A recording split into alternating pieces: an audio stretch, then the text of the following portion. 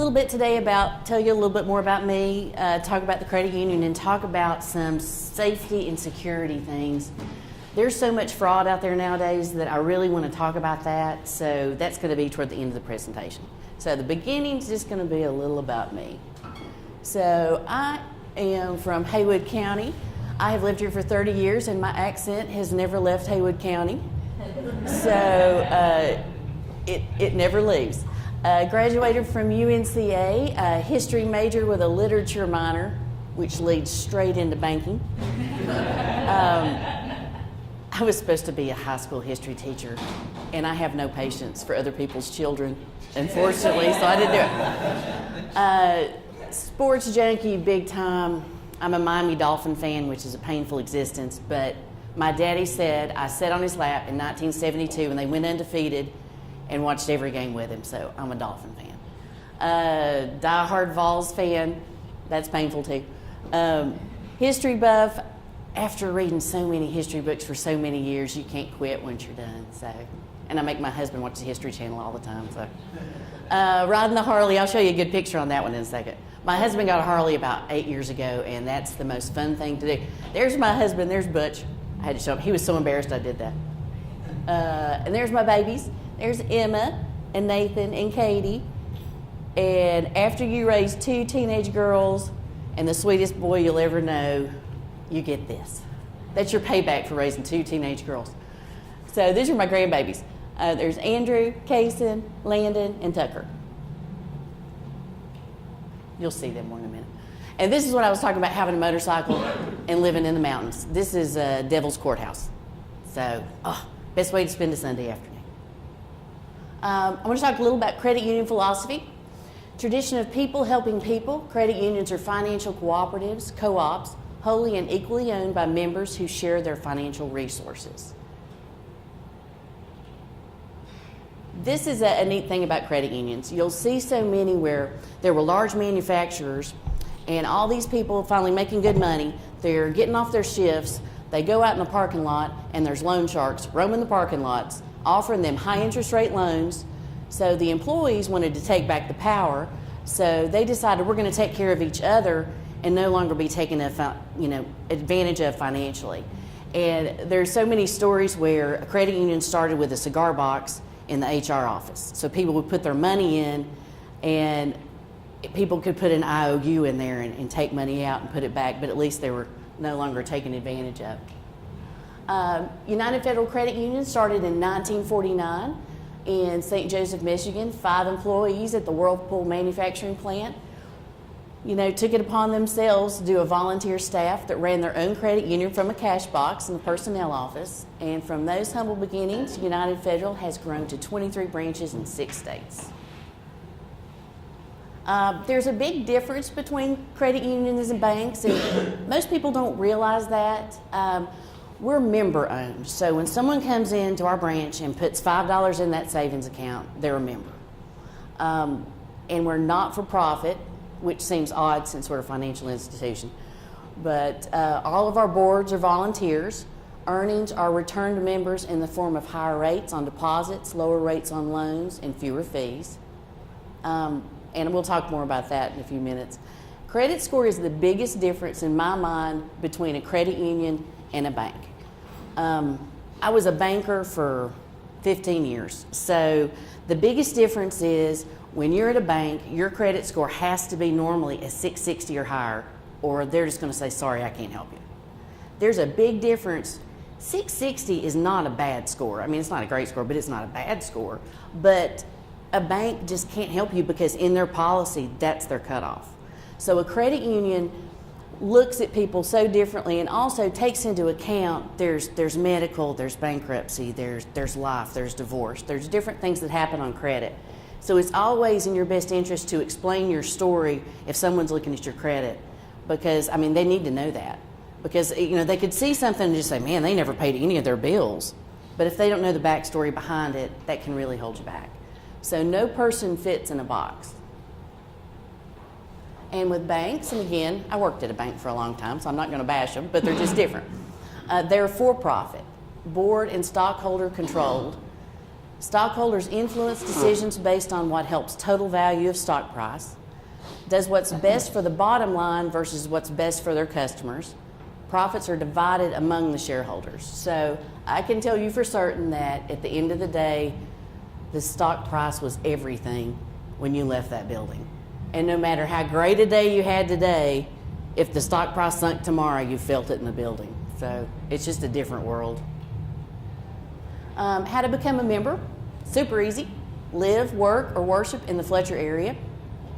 Or you can be employed by one of our selected employer groups. And these are examples: UPM Raffle Attack, UNC Asheville, Wilson Art. Local employers can sign up as a SEG with no strings attached. Basically, you're signing a piece of paper that says, yes, my employees can be members at UFCU. You don't have to have an account there. I mean, the employer does not have to have an account. It's an easy sign-up process. There's no financial obligation, and it just allows all of your employees to come see us to get a free checking and a free savings. I love the no strings attached. Just some products that we have. Ultra Checking, it has a 3% APY on balances up to $15,000. Now, a little asterisk on that, they want you to use your debit card 10 times a month and have a direct deposit. So, but that's not that hard to do. Free health savings accounts. Not everyone has the health savings accounts, and as insurance has become worse, that's become a much bigger item. Auto rates, and I did check our rates as of yesterday. Auto rates as low as 3.34 APR on new and used. And we make all of our debit and credit cards in-house. So you don't have to wait for that 7 to 10 day process. You just have to wait for me to walk to the back of the building and go get it. Here's what I want to talk about: the consumer safety. There is so much fraud right now. It is unbelievable, especially considering the chip was supposed to make such the difference, because the chip's been in Europe for years. But now, I mean, the criminals are getting smarter on the, as we go along too, which is unfortunate. But just want to bring up some things. I'm not trying to make you paranoid, but I just want to make you aware. The riskiest places to use your debit card, an ATM machine. Because what happens is, and I've had this happen in institutions I work at, they can put the tiniest device on the ATM machine and it can pick up all your information, including your PIN number. So, and sidebar, there was a cop in Hendersonville pulled a guy over in a traffic stop, and the guy in his back seat had a card making machine with a folder full of card numbers and pins. So, I mean, this stuff happens all the time. Gas stations, again, be careful of the skimming devices. It can be a tiny device because we're out there swiping. We're all in a hurry trying to get things done. The other thing I want you to keep in mind too is at a gas station, the institution that you're swiping at can put a hold on your card if you run it debit. You want to run it credit, because if you run it debit, some of the gas stations can put a hold on your account for like $50 to $75. You want to run it credit, so there's like a dollar hold. So just keep that in mind. Always just do credit, just don't do debit. You're just putting yourself, giving a little more information than you should. Online purchases, I always recommend, if you're an online shopper, have one particular card that you use that is not tied to your main account. Maybe it's a card that you keep maybe $500 in an account. It's much better to go back and have to get that replaced so it's not tied to your main accounts, because accounts can be cleaned out in a matter of seconds, and it can take, usually, I mean, Visa backs everything, but it can take days to get your cash back. Another thing that was interesting was when you're online, there's, well, granted the malware, the databases are breached on a routine basis, which is sad. There's so many data breaches, and you'll get that letter in the mail that says, by the way, if you happen to go on Equifax, you might have had all your information stolen. These things happen all the time. And the eavesdropping on the wireless network, I thought that was an interesting one that I hadn't even thought of before. The other one, bars and restaurants. Cards out of your hand. You don't see it for a few minutes. How easy is it to snap a picture of it front and back, write down the number, bring it back to you. You'll see more restaurants are starting to do the thing like Olive Garden even does it, where you pay at the table, which I prefer because I don't like handing my card to anybody. Have you guys heard of the RFID? So now you can see, you're going to laugh, but I'm going to show you this. This wallet for $23.99 on Amazon is RFID protected. So no one could walk by me and get my information. People can have a scanner in their pocket, walk right by you, pick up all the information on every card in your wallet. But this magical thing, I'm not sure what it's made of, to block that frequency. It's just important. I mean, I know it sounds a little crazy that somebody could walk right by you, but it's that easy. It's really interesting when you look up the RFID online. There's a lot of different products out there that can protect your information, and they're usually rather inexpensive too, but I thought that was an interesting one. I love this picture. That's Tucker. Okay, UFCU's looking out for you. You realize your purse has been stolen. What do? You make this face. And this just happened to a friend of mine the other night. She goes into White Duck Taco, leaves her purse in the car, comes out, her window's broken out, and her purse is gone. And it was a brand new purse, which made it even sadder. But, but you know, I mean, it was one of those things where we were talking the day after it happened, and I said, can you remember everything that was in there? Because sometimes you'll throw extra things in your purse maybe and not realize. So the biggest thing is don't leave it in your car. Don't leave your, I've seen my son leave his wallet right in the console right there in the middle of the driveway. But the thing is, know what's in your wallet.